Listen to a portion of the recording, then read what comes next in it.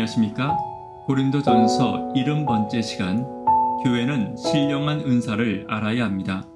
교회는 신령한 은사를 알아야 합니다. 라는 제목으로 하나님 말씀 증거하도록 하겠습니다. 본문의 말씀 고린도전서 12장 1절부터 있는 말씀 함께 읽습니다.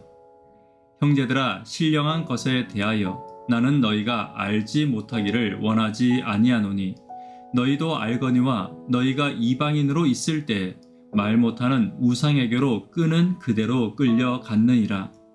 그러므로 내가 너희에게 알리노니 하나님의 영으로 말하는 자는 누구든지 예수를 저주할 자라 하지 아니하고 또 성령으로 아니하고는 누구든지 예수를 주시라 할 수 없느니라. 바울은 계속해서 예배에 대한 이야기를 하고 있습니다. 앞선 11장에서는 복장과 성찬의 문제를 짧게 다루며 예배에 대해 이야기했다면 12장부터 14장까지는 예배와 교회에서의 영적 은사에 관하여 많은 분량을 이야기하고 있습니다. 그만큼 교회와 예배에 있어 영적 은사가 중요하기 때문입니다. 오늘은 영적 은사가 교회와 예배에 필요한 이유에 관해 본문을 통해 짧게 대략적인 것들을 함께 살펴보도록 하겠습니다. 첫 번째는 교회는 신령한 은사를 알아야 합니다. 1절입니다. 형제들아, 신령한 것에 대하여 나는 너희가 알지 못하기를 원하지 아니하노니. 1절의 신령한 것에 대해서는 여러 가지 견해가 많지만 문맥으로 보아 성령이 주시는 은사로 보는 것이 합당할 것입니다. 다시 말해 12장부터 14장까지의 은사에 대한 이야기를 요약해 보자면 성령의 은사를 분별하고 은사의 출발점과 목적을 제대로 이해해야 함을 바울은 말하고 있는 것입니다. 또한 은사의 다양성을 알지 못하는 무지에서 교회와 예배의 문제가 시작될 수 있음을 바울은 설명하기를 시작하고 있는 것입니다. 교회를 움직이는 힘은 영적인 은사입니다. 그렇기 때문에 교회가 영적인 은사에 무지하다면 혼란과 문제가 생길 수밖에 없는 것입니다. 또한 성도 각자가 가진 영적인 은사에 대한 이해가 없다면 서로를 이해하고 사랑하며 연합하는 것도 불가능할 것입니다. 오늘부터 시작하는 12장부터의 영적인 은사를 중심으로 한 새벽기도 말씀을 위해 기도 부탁드립니다. 우리의 교회와 예배의 중심에 있는 성령의 은사를 좀 더 잘 이해하고 성도의 은사를 더 잘 이해함으로 온전한 예배와 온전한 연합에 가까이 가는 저와 여러분 되기를 간절히 바랍니다. 두 번째는 성령으로 이끌림을 받아야 합니다. 2절입니다. 너희도 알거니와 너희가 이방인으로 있을 때 말 못하는 우상에게로 끄는 그대로 끌려갔느니라. 본문의 우상에게 이끌림을 받았다는 것은 하나님을 알기 이전에는 세상의 욕심과 유혹 그리고 물질적인 것에 이끌림을 받았다는 것입니다. 그러나 복음을 받고 성령을 알고 나서는 성령의 이끌림을 받아야 하지만 여전히 세상에 말 못하는 우상에게 이끌림을 받는 자들이 교회 안에 있을 수 있을 것입니다.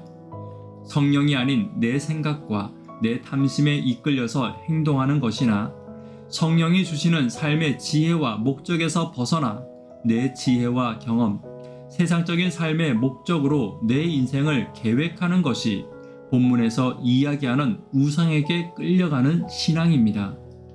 성도는 성령의 지혜를 간구해야 합니다. 말하는 것이나 행동하는 것이나 결정하는 것이나 성령의 지혜 없이 내 생각대로 내 경험대로 말하는 것은 하나님이 원하시는 교회와 성도의 모습은 아닐 것입니다. 우리는 연약하기 때문에 내 생각과 내 경험대로 할 수 있습니다. 그러나 이러한 실수를 반복하지 않기 위해 성령께 지혜를 구하는 것이 반드시 필요하며 하나님은 우리의 기도에 성령으로 응답해 주실 것입니다. 세 번째입니다. 성령은 예수로 인해 판단됨을 기억해야 합니다. 3절입니다. 그러므로 내가 너희에게 알리노니 하나님의 영으로 말하는 자는 누구든지 예수를 저주할 자라 하지 아니하고 또 성령으로 아니하고는 누구든지 예수를 주시라 할 수 없느니라.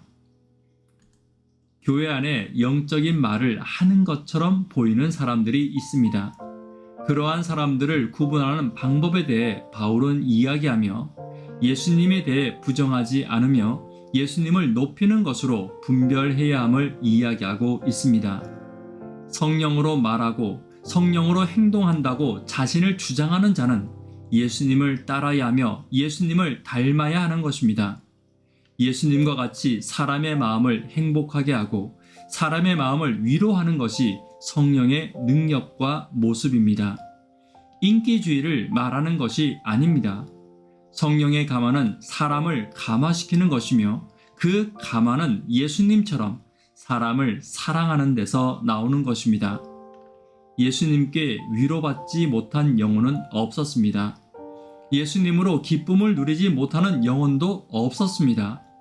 마찬가지로 성령으로 인도함을 받는 성도는 사람을 기쁘게 하며 사람을 위로하며 사람을 행복하게 하는 예수님을 닮은 성도가 되는 것은 너무나도 당연한 것입니다.